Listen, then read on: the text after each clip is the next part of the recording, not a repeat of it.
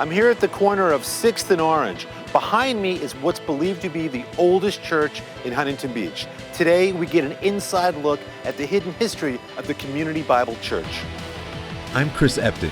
I'm an author and storyteller, and I love the history of Huntington Beach, especially the hidden history. For the past 2 seasons, we've helped uncover many little-known stories that help illuminate the past. Now, join us as we dig deeper to discover even more secrets. Welcome to Hidden Huntington Beach, Season 3. The Community Bible Church, located at 6th and Orange in downtown Huntington Beach, has a rich and important history.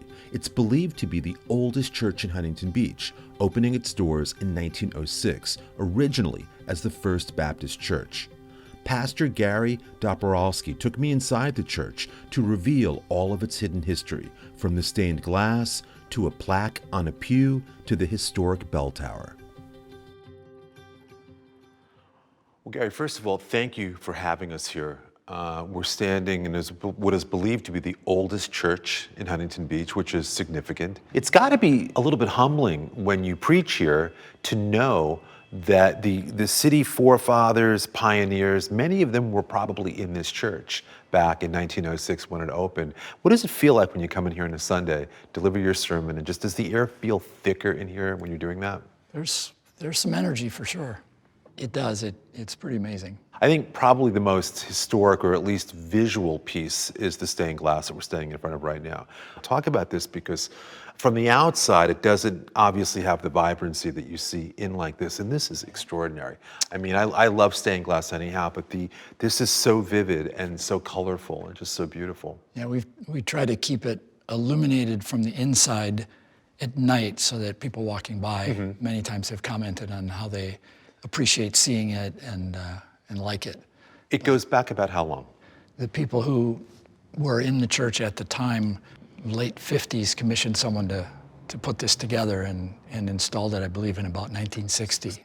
So about 60 years, at least. I mean, which is substantial in the fact that it's all in one piece, right? It hasn't been damaged. It's been through a lot, and it's still here and still looks beautiful.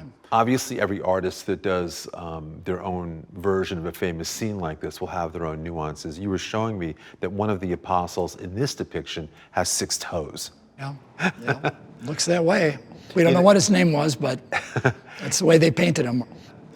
In a minute, we're going to go up and look at another piece of stained glass that is sort of a build-in that may actually go back to the original opening of the church. We're not sure. It might. But you were saying it has kind of a look and feel that might date it a little bit older. We'll go check that out in a minute. But in the meantime, there's also kind of a nice story about the pews that are here. If you lead the way out, we'll talk about that as well. Sure. All right, I'll follow you.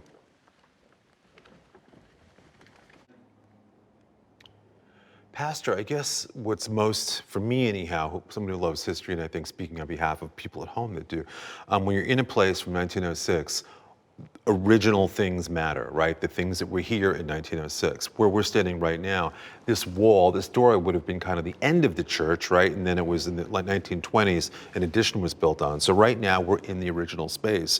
But talk to me about these pews too, because you were saying these are also original. To the best of our knowledge, they are original to the church, so 1906, every pew made from a solid piece of wood. Amazing. And so these are all original. You know, usually when you visit an old church, the pews are the things that have been replaced over the years. Right. And this is extraordinary that you've got, you talk about who may have sat in here. We think back to when the Methodist tent camp was just a few blocks away in 1905. This was a Baptist church at that point, and I'm sure you had other people visiting in the tent camps that were Baptists who would have come here. So this would have been a very, very busy place back then. And the fact that these were the pews that would have been used is really pretty amazing and gives such a great authenticity to the place. It's not just the building, but some of the accoutrements like this are also authentic. And then additionally, this one pew we're standing next to right here is special. There's a name of somebody, a former parishioner, that not just dates the pew, but also kind of creates a bit of a mystery because we don't know who she is, right? Talk about what's on the end of the pew here. There's a plaque with a lady's name, Matilda Graves, and it says 1906. So assuming that was put on when the pews were installed, then It's over 100 years old.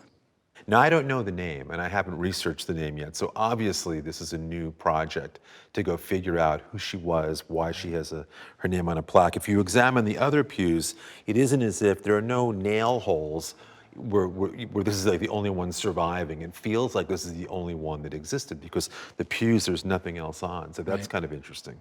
Yeah. And we will certainly work hard to figure out who she was and what warranted this, but how wonderful that this piece is left here on this pew to Still here. not just commemorate her, but then that you've got a 1906 artifact right there. Again, with Huntington Beach being a couple of years old at that point, pretty substantial. Well, right now, why don't we go upstairs and look at that other piece of stained glass that may go back farther than the 1950s? If you want to lead the way up, we'll go.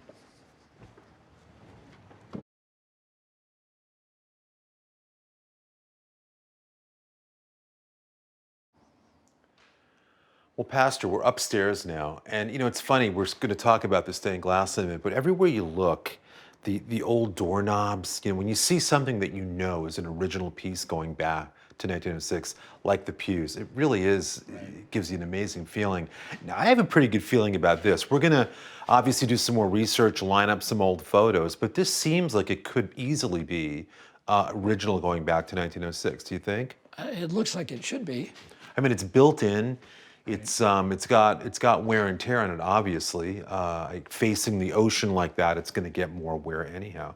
But I think we should do some more research and circle back and see if we can't line up that exact pattern. What goes on up here? Obviously, it's storage, but what was this used for before? Likely use would have been something like a choir loft back in the day.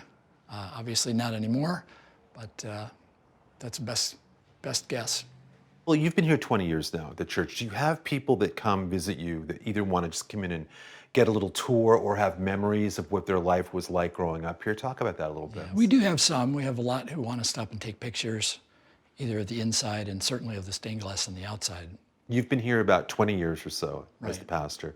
Have you had many people come in who went here a long time ago? Is there any of that goes on? We have had some. In fact, there was back in the late 70s, early 80s, the building in the back, which we call the educational building, was actually a school that the church operated. And so do kids come back that are now adults and say, I was back here in the day, and this is so cool. So yeah, Hey, last but not least, every church needs a bell. Right. And on Sundays, you can hear a bell ring here. And this is real hidden Huntington Beach. This is true hidden history. You're going to take us back to where there's not one bell, but two, right? Right. Why don't you lead the way? Sure.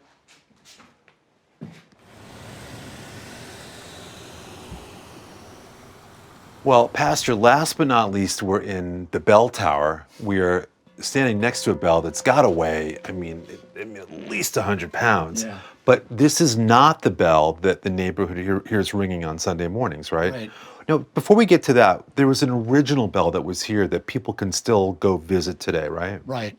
Talk about that. I believe that is the church that was here originally, First Baptist Church, is now, I believe, in Fountain Valley. And they have that bell. The original bell from this church. I believe so, that would have yes. gone back.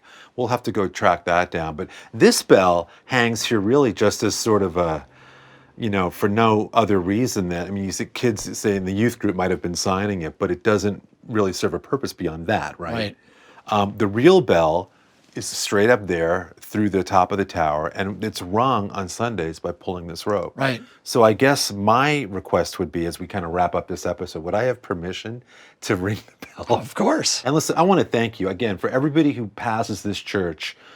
This is one of those places that everybody wonders about. Everybody wants to know what it's like inside. They can come to Sunday services, obviously, right? Sure. I think at some point it might be fun if we got together, maybe did a little historic talk here one night or something. I know people would be really interested if you would be up for that. Sure. But in the meantime, I'm going to ring the bell. Thank you so much for having us here today. This has been a really fun episode. And, I'm going to wrap the episode here. If you want more Hidden Huntington Beach, we have a great Facebook group that you can check out, which is simply called Hidden Huntington Beach. There are like 14,000 people as of this episode sharing stories and pictures. It's really cool. And this will now be a part of that legacy. So thank you very much. Thank you. I'm going to ring the bell. Ring away.